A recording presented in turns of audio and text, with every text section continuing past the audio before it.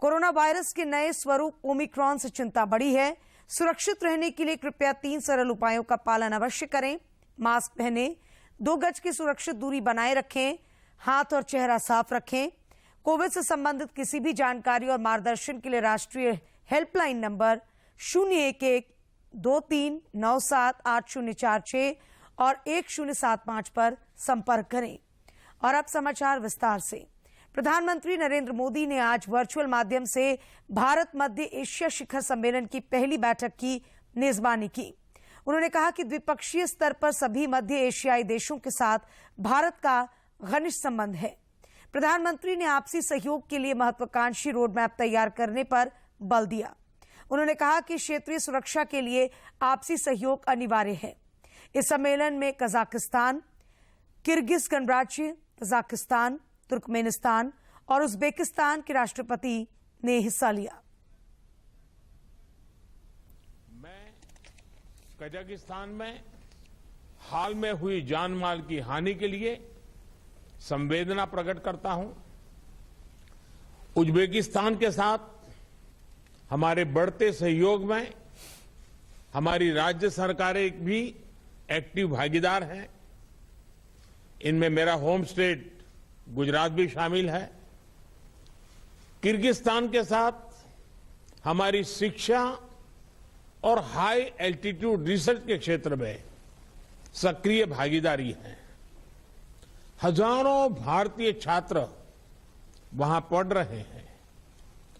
Tajikistan के साथ हमारा सुरक्षा के क्षेत्र में पुराना सहयोग है और हम इसे निरंतर और अधिक सुदृढ़ कर रहे हैं। तुर्कमेनिस्तान रीजनल कनेक्टिविटी के क्षेत्र में भारतीय विजन का एक महत्वपूर्ण अंग है, जो अशगाबाद एग्रीमेंट में हमारी भागीदारी से स्पष्ट है। एक्सेलेंसीज, क्षेत्रीय सुरक्षा के लिए हम सभी की चिंताएं और उद्देश्य एक समान है। अफगानिस्तान के घटनाक्रम से हम सभी चिंतित हैं। इस संदर्भ में भी हमारा आपसी सहयोग क्षेत्रीय सुरक्षा और स्थिरता के लिए और महत्वपूर्ण हो गया है। एक्सेलेंसीज, आज की समिट के 3 प्रमुख उद्देश्य हैं। पहला, यह स्पष्ट करना कि भारत और सेंट्रल एशिया का आपसी सहयोग क्षेत्रीय सुरक्षा और समृद्धि के लिए अनिवार्य है। भारत की तरफ से मैं यह स्पष्ट करना चाहूंगा कि central Asia is central to India's vision of an integrated and stable extended neighbourhood. दूसरा उद्देश्य हमारे सहयोग को एक प्रभावी स्ट्रक्चर देना है। इससे विभिन्न स्तरों पर और विभिन्न स्टेक होल्डर्स के बीच रेगुलर इंटरेक्शन का एक ढांचा स्थापित होगा। और तीसरा उद्देश्य हमारे सहयोग के लिए एक महत्वाकांक्षी रोडमैप बनाना है। इसके माध्यम से हम अगले 3 सालों में रीजनल कनेक्टिविटी और कोऑपरेशन के लिए एक इंटीग्रेटेड अप्रोच अपना सकेंगे। केंद्रीय स्वास्थ्य मंत्रालय के संयुक्त सचिव लव अग्रवाल ने आज बताया कि भारत में कोविड-19 के कुल सक्रिय मामले लगभग 22 लाख हैं। उन्होंने कहा कि पिछले 1 हफ्ते में औसत दैनिक मामले लगभग 3 लाख और साप्ताहिक सक्रिय मामलों की दर 17.75% दर्ज की गई है और बीते 24 घंटों में देश में 3 लाख से कम संख्या में मामले सामने आए हैं। इससे पहले के जितने देश विश्व में सर्ज हुए हैं, उससे काफी अधिक संख्या में केसेस अभी रिपोर्ट हो रहे हैं। जहां एक स्थाई पर विश्व में काफी अधिक संख्या में केसेस नोट किए जा रहे हैं, वहीं साथ ही कुछ देशों में एक रिड्यूसिंग ट्रेंड इन केसेस भी नोट किया जा रहा है। जैसे कि उदाहरण के रूप में अगर हम देखें तो यूनाइटेड स्टेट्स में जहां 10 जनवरी के समय पर अप्रॉक्सीमेटली 13.7 लाख केसेस एक दिन में रिपोर्ट हुए थे, वह अब कम होकर करीब 5,15,000 केसेस के करीब हो चुके हैं। इसी तरीके से यूनाइटेड किंगडम में जहां 2 लाख के करीब केसेस आए थे 4 जनवरी को, वह घटकर अब 94,000 के करीब हो चुके हैं। ग्रीस में और इसी तरह साउथ अफ्रीका में अगर आप देखें तो जहां 12 दिसंबर पर एक distinct peak in terms of 37,875 cases note की गई थी, वह अब घटकर करीब 3,197 केसेस हो चुकी है। अगर हम इंडिया के परिप्रेक्ष्य में देखें तो पाते हैं कि इंडिया में total active cases as on today are around 22 lakh and average daily cases देश में जो रिपोर्ट हो रहे हैं 3 लाख के करीब पिछले एक हफ्ते में नोट किए गए हैं। इन्फेक्शन का स्प्रेड अभी भी काफी अधिक संख्या में नोट किया जा रहा है। Overall case positivity across the country पिछले एक हफ्ते में 17.75% के करीब नोट की गई है।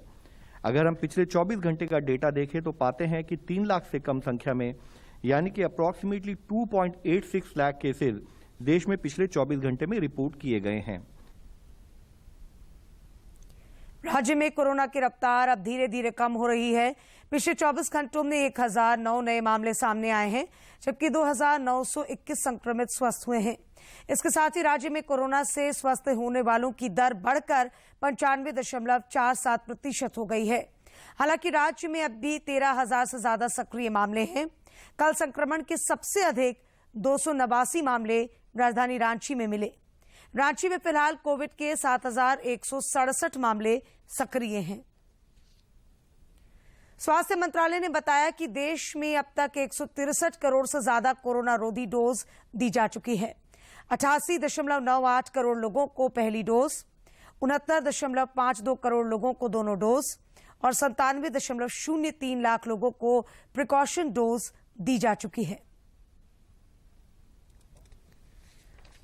और अब तक देश में 163.84 करोड़ डोजेस टोटल एडमिनिस्टर की जा चुकी हैं, जिसमें से 88.98 करोड़ डोजेस देते हुए 95% of eligible population above 18 years को हम देश में कवर कर चुके हैं।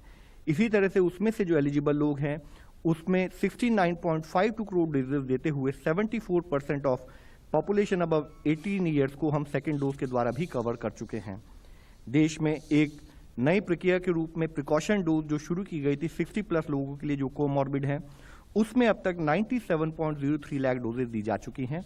इसके साथ ही population above between 15 to 18 years के लिए जो यंग अडोलसेंट के लिए जो वैक्सीनेशन शुरू किया गया था, उसमें अब तक 4.37 करोड़ डोजेज देते हुए 59% ऑफ द एलिजिबल पॉपुलेशन अब तक कवर की जा चुकी है। प्रदेश भाजपा ने कोविड टीकाकरण के बूस्टर डोज के प्रति लोगों को जागरूक करने के लिए आज से अभियान शुरू किया है। पार्टी कार्यालय में विधायक दल के नेता बाबूलाल मरांडी ने बूस्टर डोज लेकर इस अभियान की शुरुआत की।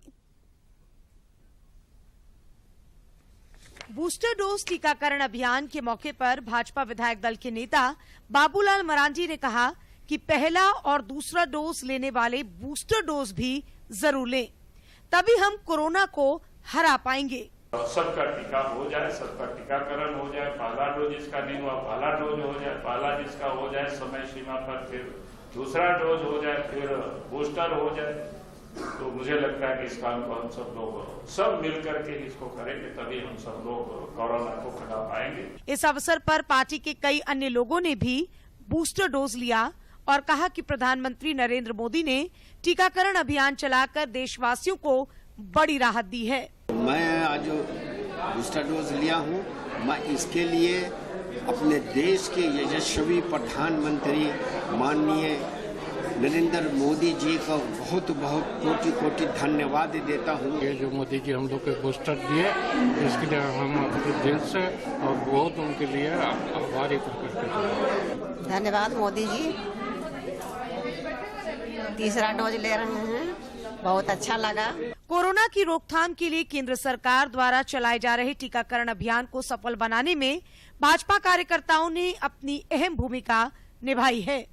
अब उन्हें पार्टी द्वारा बूस्टर डोज के लिए लोगों को प्रेरित करने की जिम्मेदारी सौंपी गई है। रांची से सरिता की रिपोर्ट। कोडरमा जिले में 15 से 18 वर्ष के 100% किशोरों का वैक्सीनेशन पूरा कर लिया गया है। सरकारी प्रयास के साथ स्वयंसेवी संस्थाओं ने टीकाकरण की इस पहल में अहम योगदान दिया। उम्र 15 पूरी है, टीकाकरण जरूरी है। टीका लगाओ, कोरोना से सुरक्षा कवच पाओ। कुछ इन्हीं जागरूकता संदेशों के साथ कोडरमा में 15 से 18 आयु वर्ग के किशोरों ने न सिर्फ खुद को टीकाकरण से आच्छादित किया, बल्कि दूसरे बच्चों को भी टीकाकरण के लिए प्रेरित किया। राज्य सरकार का, माननीय मुख्यमंत्री जी का, माननीय स्वास्थ्य मंत्री जी का और हमारे एडिशनल चीफ सेक्रेटरी सर का, जिन्होंने लगातार इस चीज की मॉनिटरिंग भी की और साथ ही साथ जैसे जैसे हम लोगों को वैक्सीनेशन के डोजेस की जरूरत पड़ी और जैसे जैसे हम लोगों को मोटिवेशन की जरूरत पड़ी, उन्होंने लगातार मॉनिटरिंग और मोटिवेशन किया है। 3 जनवरी से शुरू हुए किशोरों के वैक्सीनेशन अभियान में कोडरमा राज्य का पहला जिला बन गया है, जहां 15 से 18 आयु वर्ग के 100% किशोरों को टीकाकरण से आच्छादित किया गया है। इस प्रयास में प्रशासन के साथ साथ सत्यार्थी फाउंडेशन जैसे संस्थानों ने भी अहम योगदान दिया। एक विशेष अभियान चलाया जिसमें हम लोग का खुद का एक वैक्सीन वैन हमने तैयार किया, अवेयरनेस वैन, और उसके साथ मिलकर पिछले 1 सप्ताह से हम एक संगन वैक्सीन अभियान चला रहे हैं। हम दरवाजा खटखटा कर हम सभी के घर जाते हैं और सबको जागरूक करते हैं कि वैक्सीन सबको लगवा ले। टीकाकरण को लेकर सुदूरवर्ती इलाकों में जागरूकता रथ और टीका वाहन के जरिए बच्चों को घरों तक पहुंचकर उनका वैक्सीनेशन किया गया। इसके अलावा लोगों को जागरूक करने में बाल मित्र ने भी महत्वपूर्ण भूमिका निभाई। दरवाजा खटखटाओ अभियान, दीवार लेखन अभियान और रैली के जरिए बच्चों ने लोगों को टीकाकरण के लिए जागरूक किया। हम टीका नहीं लेंगे तो हमारे स्कूल हमें जाने में डर लगता था। आज हमारा टीका आ चुका है तो हम आराम से अपनी पढ़ाई को पूरा कर रहे हैं। तो मतलब बहुत अच्छा है और हमारे शरीर को रक्षा करता है। ये बीमारी से हमें बचाता है। कोरोना वायरस जो निकला है उससे हमारे शरीर को सुरक्षित करता है ये वैक्सीन। सरकारी प्रयास और सामूहिक योगदान के जरिए कोडरमा में लक्ष्य के मुताबिक 100% किशोरों का वैक्सीनेशन पूरा हो चुका है। जिले के 53,000 किशोरों को वैक्सीन की पहली डोज लगाई जा चुकी है। कोडरमा से गजेंद्र बिहारी के साथ मैं दिवाकर कुमार। पूर्वी सिंहभूम के उपायुक्त सूरज कुमार ने आज कोविड से टीबी सघन प्रचार एवं टीबी उन्मूलन 2025 के 100 दिन के अभियान के लिए प्रचार वाहनों को हरी झंडी दिखाकर रवाना किया। इस अवसर पर उपायुक्त ने कहा कि टीबी संक्रमित मरीजों की पहचान के बाद उनका समुचित इलाज कराया जाएगा।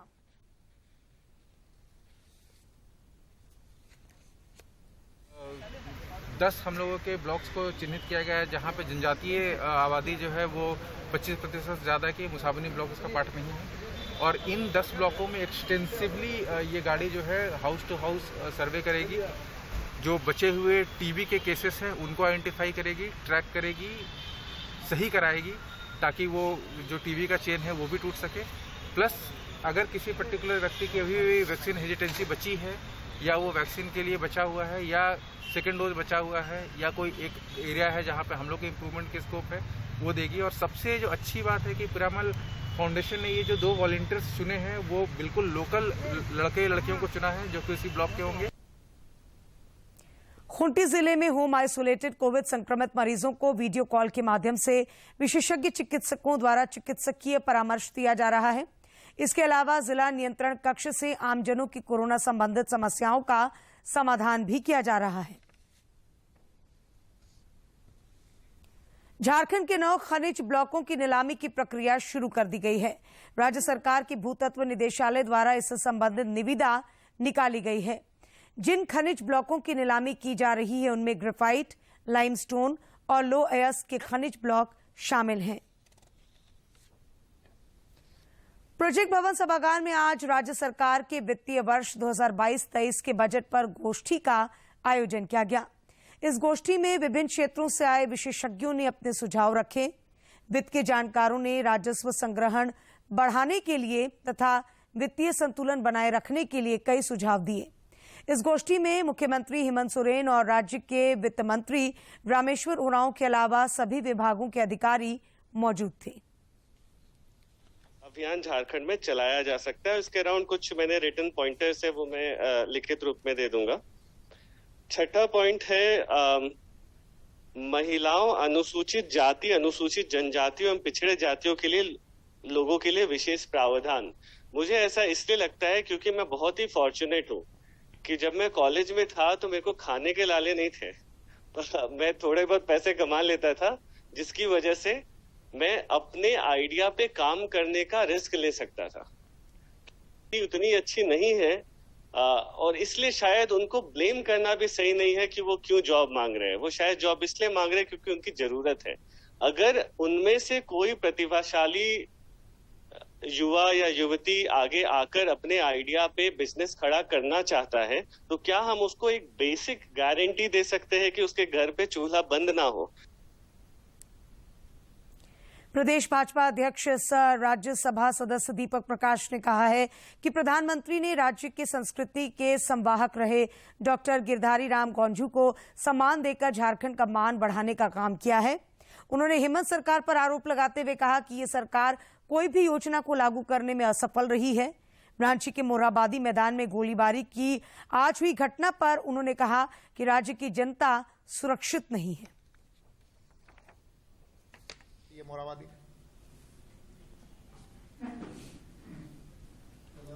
एक ऐसे स्थान पर घटी है जहां से मुख्यमंत्री दो पूर्व मुख्यमंत्री बाबूलाल मरांडी जी का निवास, शिबू सोरेन जी का निवास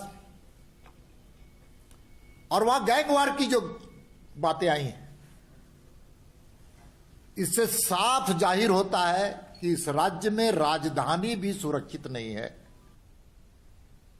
जेपीएससी संशोधित नियमावली के खिलाफ दायर याचिका पर आज झारखंड हाईकोर्ट में सुनवाई हुई। कोर्ट ने इस दौरान मौखिक टिप्पणी करते हुए कहा कि अंतिम मौका दिया जा रहा है जिसमें सरकार को काउंटर एफिडेविट कोर्ट के समक्ष पेश करना है। कोर्ट ने जवाब के लिए सरकार को 10 दिनों का समय दिया है। झारखंड स्टाफ सिलेक्शन कमीशन संशोधित नियमावली को रमेश हांसदा के द्वारा झारखंड उच्च न्यायालय के समक्ष चुनौती दी गई थी। उस मामले पर सुनवाई करते हुए माननीय मुख्य न्यायमूर्ति डॉक्टर रवि रंजन एवं न्यायमूर्ति सुजीत नारायण प्रसाद की खंडपीठ ने राज्य सरकार को शपथ पत्र दायर करने के लिए अंतिम मौका के रूप में 10 दिन का समय दिया है, जिसमें माननीय खंडपीठ ने मौखिक टिप्पणी करते हुए कहा कि यह संशोधित नियमावली असंवैधानिक प्रतीत होती है और बार बार राज्य सरकार को इसमें शपथ पत्र दायर करने का निर्देश दिया गया। कोडरमा नगर पंचायत में दीनदयाल अंत्योदय योजना पर गठित टाउन वेंडिंग कमेटी की बैठक हुई। नगर पंचायत के प्रशासक जितेंद्र कुमार जैसल की अध्यक्षता में हुई इस बैठक में शहरी पथ विक्रेताओं का सर्वेक्षण एवं नवीकरण समेत कई निर्णय लिए गए। मुख्यमंत्री हेमंत सोरेन से आज भारतीय इस्पात प्राधिकरण सेल की चेयरमैन सोमा मंडल ने मुलाकात की। मुख्यमंत्री ने कोल इंडिया की तर्ज पर सेल प्रबंधन से स्थानीय विस्थापितों को 1 करोड़ तक की निविदा में प्राथमिकता देने को कहा। उन्होंने कहा कि राज्य सरकार बोकारो को एजुकेशनल हब बनाना चाहती है। श्री सोरेन ने सेल से पुराने स्कूल की आधारभूत संरचनाओं को राज्य सरकार को हस्तांतरित करने का अनुरोध किया। सेल की चेयरमैन ने इस पर सकारात्मक पहल करने का आश्वासन दिया। और अब बात मौसम की। राजधानी रांची समेत पूरे राज्य में कड़ाके की ठंड पड़ रही है। 1 फरवरी से ठंड में थोड़ी गिरावट होगी। न्यूनतम तापमान में लगातार गिरावट दर्ज की जा रही है। मौसम विज्ञान केंद्र रांची के वैज्ञानिक अभिषेक आनंद ने बताया कि अगले 3 दिनों तक तापमान में और कमी आएगी, जिससे कनकनी बढ़ सकती है और कुछ स्थानों पर आंशिक बादल देखने को मिलेंगे और छिटपुट बारिश भी हो सकती है। कुछ स्थानों पे शीत दिवस भी देखने को मिला है। और जो सबसे अधिक उच्चतम तापमान की बात करें तो उच्चतम तापमान सबसे ज्यादा 25.4 डिग्री सेल्सियस चाईबासा में रिकॉर्ड किया गया और जो सबसे कम न्यूनतम तापमान है वो 7.4 डिग्री सेल्सियस रांची में रिकॉर्ड किया गया। रांची और डाल्टनगंज 2 जगह है जहाँ पे शीत दिवस मतलब कोल्ड डे देखने को मिला है।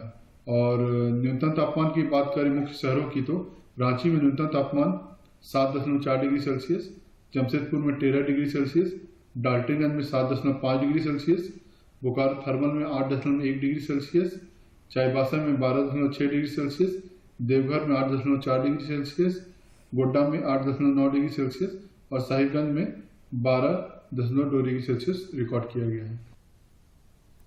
जमशेदपुर में आज आनंद मार्ग यूनिवर्सल रिलीफ टीम ग्लोबल की ओर से ठंड को देखते हुए गदरा आनंद मार्ग जागृति में 60 जरूरतमंदों के बीच कंबल का वितरण किया गया। साथ ही लगभग 35 लोगों की आंखों की जांच की गई। इसमें 10 लोग मोतियाबिंद ऑपरेशन के लिए चयनित हुए, जिनका ऑपरेशन आज पूर्णिमा नेत्रालय में निःशुल्क किया गया। और अब कुछ खबरें राज्य के विभिन्न जिलों से।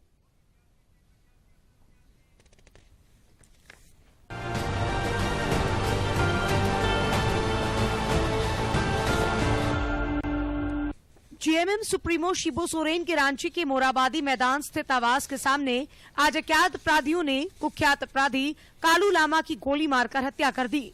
इस घटना में कालू लामा का भाई राजू लामा और बबन विश्वकर्मा गंभीर रूप से घायल हैं। इन्हें इलाज के लिए रिम्स में भर्ती कराया गया है।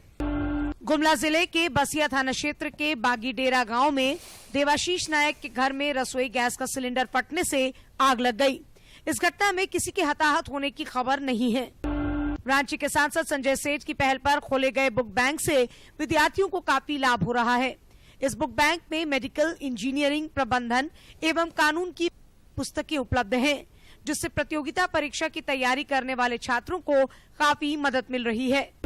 स्वयंसेवी संस्था पीरामल फाउंडेशन अब जमशेदपुर जिला प्रशासन के साथ मिलकर अगले 100 दिनों तक शहरी एवं ग्रामीण क्षेत्रों में टीबी उन्मूलन तथा कोविड टीकाकरण को लेकर लोगों को जागरूक करेगा। उपायुक्त सूरज कुमार ने हरी झंडी दिखाकर प्रचार वाहन को रवाना किया। जमशेदपुर के सिद्धगोड़ा थाना क्षेत्र के प्रसिद्ध सूर्यधाम एवं पंचमुखी हनुमान मंदिर का ताला तोड़कर दान पेटी से करीब 2.5 लाख रुपए की चोरी कर ली गई। सुबह मंदिर खुलने पर घटना का खुलासा हुआ। राज्य सरकार टाना भगतों के जीवन स्तर और उनकी चुनौतियों का आंकलन करवाएगी। डॉक्टर रामदयाल मुंडा जनजातीय कल्याण शोध संस्थान TRI में इस पर शोध किया जाएगा। पलामू के 23 सरकारी भवनों की मरम्मती की जाएगी, जिस पर 4 करोड़ 14 लाख रुपए खर्च होंगे। जिला प्रशासन ने 3 महीने पर मरम्मती कार्य को पूरा करने का लक्ष्य रखा है। IIT धनबाद ने इस बार प्लेसमेंट के सभी पुराने रिकॉर्ड तोड़ दिए हैं। प्लेसमेंट सेल के अनुसार अब तक 892 छात्रों को नौकरी मिल चुकी है। वहीं 221 कंपनियों द्वारा 929 छात्रों को ऑफर दिया गया है। कोडरमा जिले के जयनगर थाना क्षेत्र के पांडू गांव के एक नाबालिग लड़की के अगवा करने के मामले में 5 लोगों को गिरफ्तार किया गया है। नाबालिग लड़की की मां ने इस सिलसिले में थाने में प्राथमिकी दर्ज कराई थी। सरायकेला जिले के आदित्यपुर थाना क्षेत्र के SI चौक पर एक ट्रक अनियंत्रित होकर दवा दुकान में घुस गया। इस घटना में किसी की जान माल की क्षति नहीं हुई है। स्थानीय लोगों ने चालक को पकड़कर पुलिस के हवाले कर दिया।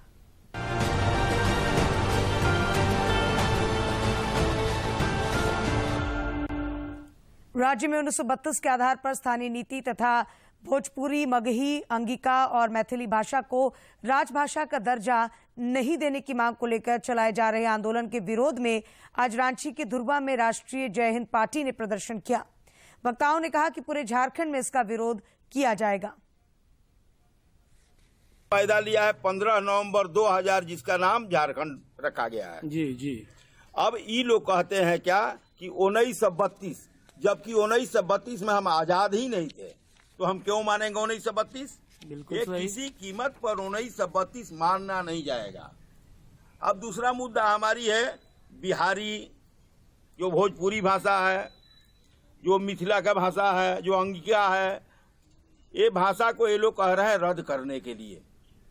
ये भाषा कैसे रद्द होगा? हमारा 13 जिला में भोजपुरी और ये भाषा बोला जाता है, तो वो 13 जिला जो है वो झारखंड में रहेगा कि झारखंड का बाहर जाएगा कि अपने लिए अलग राज्य बनाएगा? हर व्यक्ति को अपने जन्मस्थल की मिट्टी से प्यार होता है, लेकिन भारतीय दर्शन इससे आगे बढ़कर वसुधैव कुटुंबकम पर बल देता है। जमशेदपुर के न्यू सीताराम डेरा में रहने वाले अनिरुद्ध गुहा इसी भारतीय दर्शन को आगे बढ़ाते हुए पूरी दुनिया की मिट्टी को संग्रहित कर एल्बम बना रहे हैं।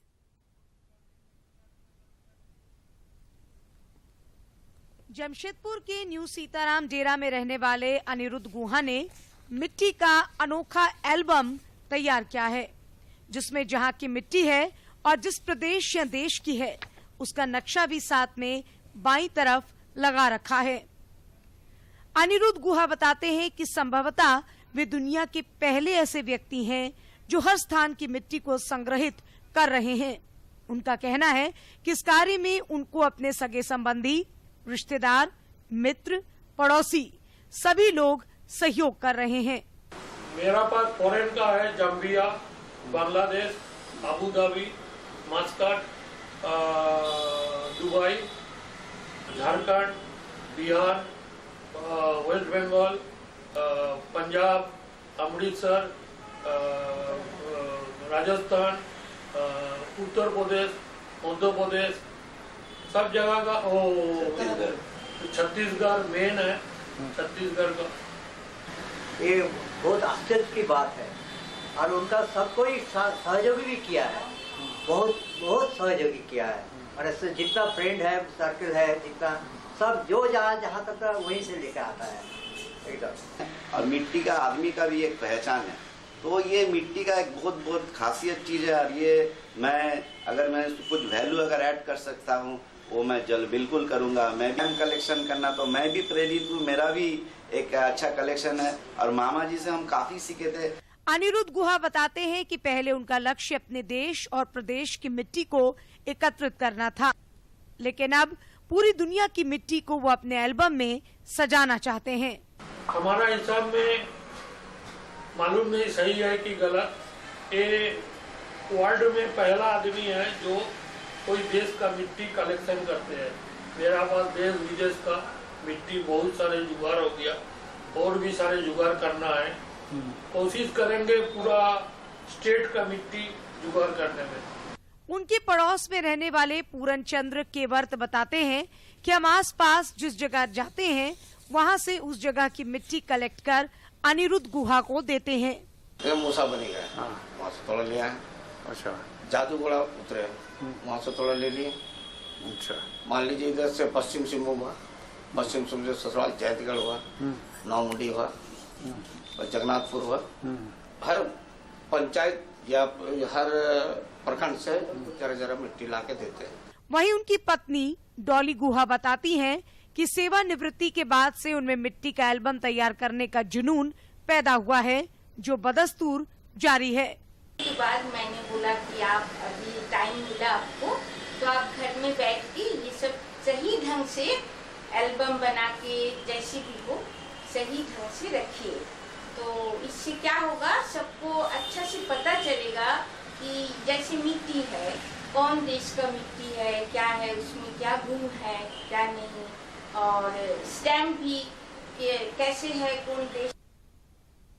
अनिरुद्ध गुहा को स्टैम्प कलेक्शन का भी शौक रहा है, जो पढ़ते समय चौथी कक्षा में शुरू हुआ था। उन्होंने अब तक 33,641 स्टैम्प जमा कर लिए हैं। उनकी बड़ी बहन अदिति सरकार को भी स्टैम्प कलेक्शन का शौक रहा है, तथा अब वे अपने भाई के मिट्टी कलेक्शन में अपने बेटे के साथ सहयोग कर रही हैं। स्टैम्प कलेक्शन हम क्लास 4 से शुरू किए हैं। ये मेरा पिताजी जो गुजर गए डॉक्टर ओमकेश गुहा, उन्होंने हमको प्रेरणा दिए थे बनाने में। मेरा पास 32,000 का ऊपर करीब 33,641 हो गया स्टैम्प है। हर देश का करीब जुगाड़ हो गया। मेरा भी शौक है, आप भाई को भी थोड़ा इधर उधर से लेके देते थे। उसके बाद कॉइन बोलो, टिकट बोले, सब जिधर से होते थे भाई को देते थे। भारतीय दर्शन वसुदेव कुटुंबकम सचमुच में बेनजीर है, जो पूरी दुनिया को एक परिवार की तरह समझता है। मिट्टी कहीं की हो, उसकी कद्र है, उसका सम्मान है। जमशेदपुर के न्यू सीताराम डेरा में रहने वाले अनिरुद्ध गुहा ने मिट्टी को संग्रहित कर एल्बम बना डाला है, जो लोहनगरी में हर देश प्रदेश की पावन मिट्टी की सुगंध बिखेर रहा है। जमशेदपुर से राजेश कुमार लाल दास की रिपोर्ट। सीपीआईएम के वरिष्ठ नेता और पाकुड़ जिले के महेशपुर विधानसभा क्षेत्र से पूर्व विधायक और 68 वर्षीय ज्योतिन सोरेन का आज पश्चिम बंगाल के बीरभूम जिले के सिउड़ी के एक अस्पताल में निधन हो गया।